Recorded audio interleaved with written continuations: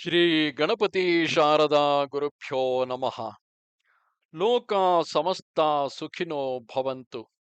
ಶ್ರೋತೃಗಳಿಗೆ ಸ್ವಾಮಿ ದಯಾನಂದ ಸರಸ್ವತಿ ಇವರು ರಚಿಸಿರುವ ವೇದ ಭಾಷ್ಯಗಳ ಕನ್ನಡ ಭಾಷಾಂತರವನ್ನು ಆಧರಿಸಿ ಯಜುರ್ವೇದ ಮಂತ್ರಗಳ ಪರಿಚಯವನ್ನು ಮಾಡಿಕೊಳ್ಳುವ ಈ ನಮ್ಮ ಕಿರು ಪ್ರಯತ್ನಕ್ಕೆ ತಮಗೆ ಆದರದ ಸ್ವಾಗತ.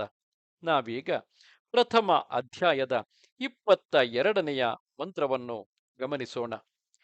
ಜನಯತ್ಯೈತ್ವಾ ಎಂಬ ಈ ಮಂತ್ರದ ಋಷಿ ಪರಮೇಷ್ಠಿ ಪ್ರಜಾಪತಿ. ಪ್ರಥತಾಂ ಎಂಬವರೆಗಿನ ಮಂತ್ರಕ್ಕೆ ಯಜ್ಞ ದೇವತೆ ಸ್ವರಾಟ್ ತ್ರಿಷ್ಟು ಛಂದಸ್ಸು ದೈವತ ಸ್ವರ. ಕೊನೆಯ ಮಂತ್ರಕ್ಕೆ ಅಗ್ನಿ ಮತ್ತು ಸವಿತ್ರ ದೇವತೆಗಳು ಗಾಯತ್ರಿ ಛಂದಸ್ಸು ಷಡ್ಜ ಸ್ವರ. ಈ ಯಜ್ಞವನ್ನು ಯಾವ ಪ್ರಯೋಜನಕ್ಕಾಗಿ ಅನುಷ್ಠಾನ ಮಾಡಬೇಕು ಎಂಬುದನ್ನು ಈ ಮುಂದಿನ ಮಂತ್ರವು ಉಪದೇಶಿಸುತ್ತದೆ. ಜನಯತ್ಯೈತ್ವಾ ಸಂಯೋಮೀಗಮಗ್ನೇರಿಗಮಗ್ನೇ ಸೋಮಯೋರಿಷೇತ್ವಾ ಘರ್ಮೋ ಅಸಿ ವಿಶ್ವಾಯುರುಪ್ರಥಾ ಉರುಪ್ರಥವೋರು ते यज्ञपतिः प्रदतामग्निष्टे त्वचं माहिग्मूसेद्देवत्वा सविता श्रपयतु वर्षिष्ठे अधिनाके. ಜನಯತ್ಯೈ ಸರ್ವ ಸುಖವನ್ನು ಉಂಟು ಮಾಡುವ ರಾಜ್ಯಲಕ್ಷ್ಮಿಗಾಗಿ ತ್ವಾ ಮೂರು ವಿಧವಾದ ಆ ಯಜ್ಞವನ್ನು ಸಂಯೋಮಿ ಚೆನ್ನಾಗಿ ಸಮ್ಮಿಲಿತಗೊಳಿಸುತ್ತೇನೆ, ಅಥವಾ ಅಗ್ನಿಯಲ್ಲಿ ಹೋಮಯೋಗ್ಯ ಪದಾರ್ಥಗಳನ್ನು ಹಾಕಿ ಅವುಗಳನ್ನು ಸೂಕ್ಷ್ಮ ಕಣಗಳನ್ನಾಗಿ ವಿಭಜಿಸುತ್ತೇನೆ.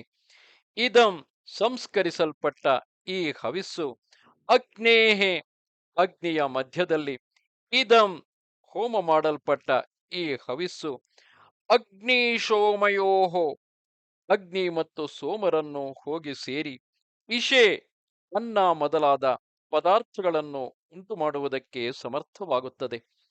ತ್ವಾ ನಾನು ಯಜ್ಞವನ್ನು ಸಂಯೋಜಿಸುವಂತೆ ಮನುಷ್ಯರಾದ ನೀವು ಕೂಡ ವೃಷ್ಟಿಯ ಶುದ್ಧಿಗೆ ಕಾರಣವಾದ ಆ ಯಜ್ಞವನ್ನು ವಿಸ್ತೃತಗೊಳಿಸಿರಿ.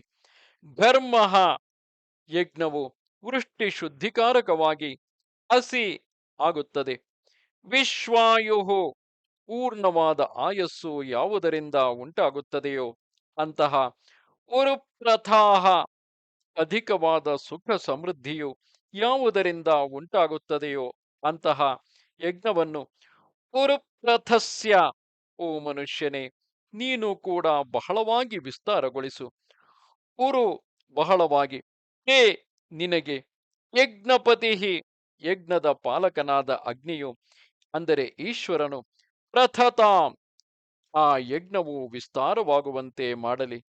ಅಗ್ನಿಹಿ ಭೌತಿಕವಾದ ಯಜ್ಞ ಸಂಬಂಧವಾದ ಅಗ್ನಿಯು ಅಥವಾ ಶರೀರದೊಳಗೆ ಇರುವಂತಹ ಪಾಚಕಾಗ್ನಿಯು ಹೇ ನಿನ್ನ ತ್ವಚಂ ಸುಖಹೇತುವಾದ ಯಾವ ಶರೀರ ಅವಯವವನ್ನು ಮಾಹಿಂಸೀತ್ ಹಿಂಸೆ ಮಾಡದಿರಲಿ.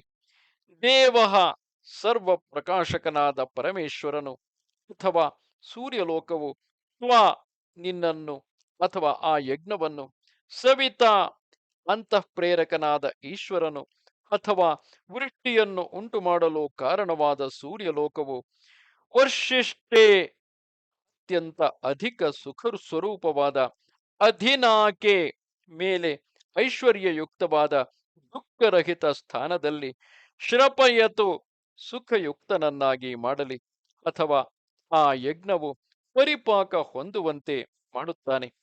ಈ ಮಂತ್ರದ ಭಾವಾರ್ಥವು ಹೀಗಿರುವುದು: ಮನುಷ್ಯರು ಈ ರೀತಿಯಾದ ಯಜ್ಞವನ್ನು ಸದಾ ಅನುಷ್ಠಾನ ಮಾಡಬೇಕು.